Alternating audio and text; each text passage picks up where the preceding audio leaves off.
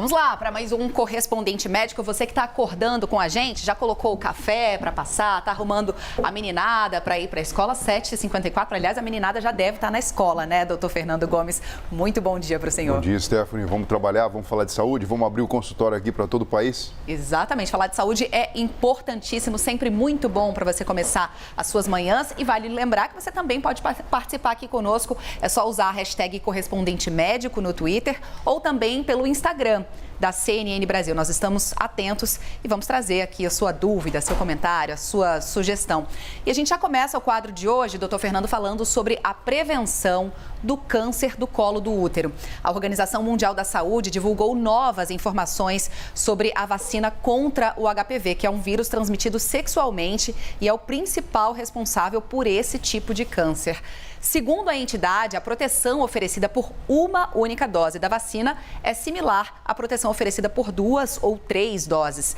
A OMS acredita que essa descoberta é um divisor de águas na prevenção contra o HPV, porque a dose única pode atingir mais pessoas. E os especialistas apontam que essa vacinação está sendo introduzida de forma muito lenta pelos sistemas de saúde ao redor do mundo. A meta de cobertura vacinal contra o HPV é de 90% do público-alvo, mas em 2020 essa cobertura foi de apenas 13%. A preocupação é maior em países de média e baixa renda, que concentram 90% dos casos de câncer de colo do útero em todo o planeta. Doutor Fernando, é uma mudança, já dá para falar em uma mudança na orientação da OMS para vacinação contra o HPV? É uma orientação contundente, né? E é um dado bastante objetivo, porque constantemente o ser humano busca formas de se tratar o câncer e de se evitar que esse problema se manifeste.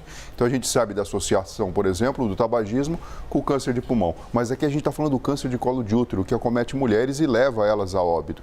Então, se eu sei que o HPV, que é o vírus do papiloma humano, ele é responsável pelo desenvolvimento desse tipo de doença e que existe uma vacina, é super importante a gente entender que as pessoas precisam ser vacinadas para que as mulheres não venham padecer desse mal, que também pode acometer o homem. O esquema que a gente tem preconizado agora pela OMS, esse aqui, 1 ou 2 doses de 9 a 14 anos, 1 ou 2 doses de 15 a 20 anos, 2 doses no intervalo de 6 meses para pessoas com mais de 21 anos de idade.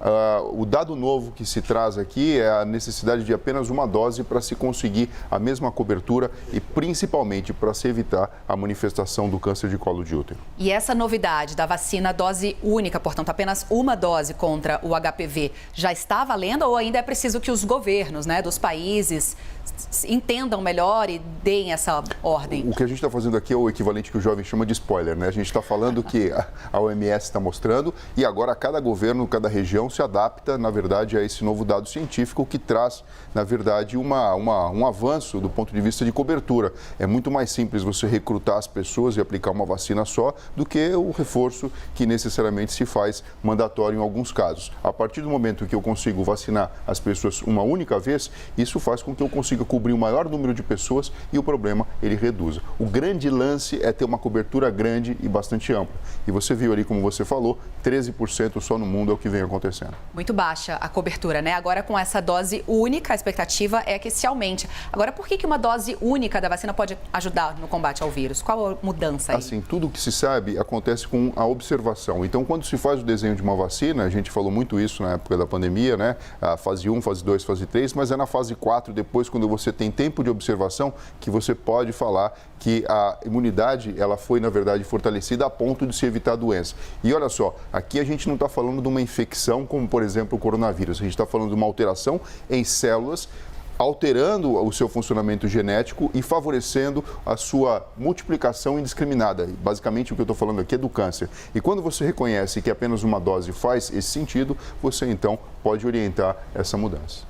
Agora, doutor Fernando, quem é que deve se vacinar contra o HPV? Meninas, mulheres? Quem é que deve tomar essa vacina dose única agora? Olha só, a princípio, Stephanie, a linha de pensamento do ponto de vista biológico acaba sendo o mesmo. A pessoa que não teve ainda contato sexual, porque o HPV vem através do contato sexual, essa é a pessoa que mais vai se beneficiar da vacinação. Então você pega uma menina naquela região, naquele momento antes da puberdade, né, antes de ter início a sua vida sexualmente ativa, onde existe essa vulnerabilidade e possibilidade de contato com o vírus, acaba sendo ela o principal alvo. Mas é lógico que o mundo está acontecendo.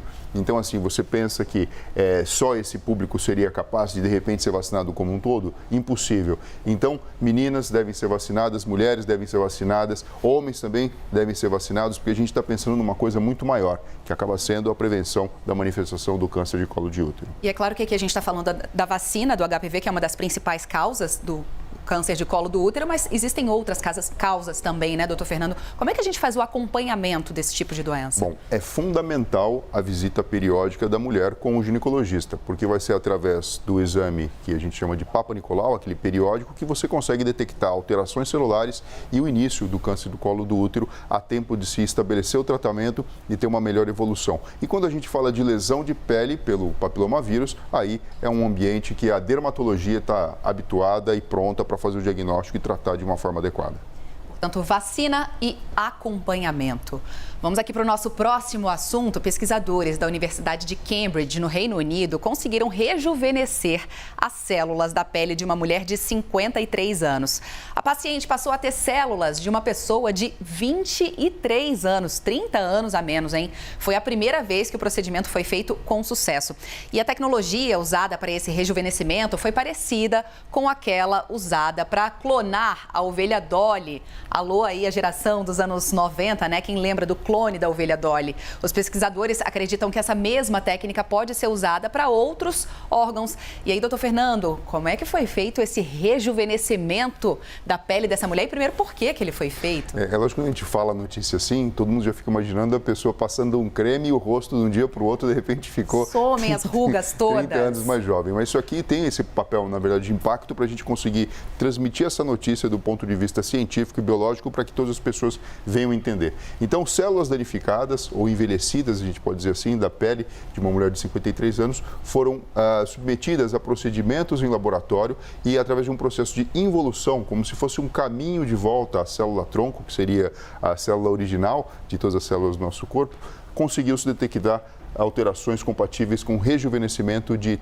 30 anos. Então, de 53 anos para 23 anos. Já pensou, Stephanie? É um número bastante relevante, né? Isso através de biomarcadores em que a gente consegue, em laboratório, verificar a idade daquela célula quando a gente faz a comparação no horizonte do tempo. Então, assim, é um avanço. O objetivo, obviamente, é muito maior do que simplesmente imaginar que uma célula da pele pode ser mais jovem, mas a gente percebe que isso é possível. Agora, imagina o seguinte, grande objetivo. Imagina eu conseguir tratar doenças cardíacas e neurológicas, degenerativas ou relacionadas com o processo do passar do tempo, do envelhecimento, dessa maneira. A gente tem aqui um passo dentro da medicina que a gente chama de medicina regenerativa bastante grande sendo dado.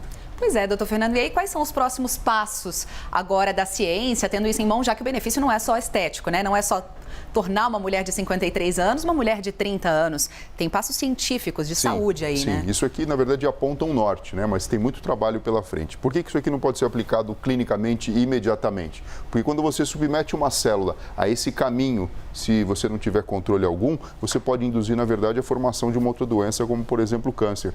Então, muitas etapas ainda precisam ser entendidas até que a gente possa fazer essa mudança que foi verificada no ambiente celular, a nível tecidual e até mesmo em termos de órgãos e de organismo. Então, é um caminho longo que tem pela frente, mas isso aqui é uma detecção bastante importante da possibilidade que venha a acontecer. Lembrando que essa técnica também, Stephanie, ela acabou sendo muito mais veloz do que anteriormente, por exemplo, utilizada na metodologia da Dolly. Então, que foi necessário 50 dias de colocação da célula no ambiente específico, com fatores específicos, para que ela pudesse regredir. Essa aqui, com 13 dias, basicamente 2 semanas, já foi capaz de atingir o objetivo. Estamos próximos de ver a aplicação dessa pesquisa ou algo semelhante também em outras partes do corpo, lembrando que essa aqui foi feita na pele, né?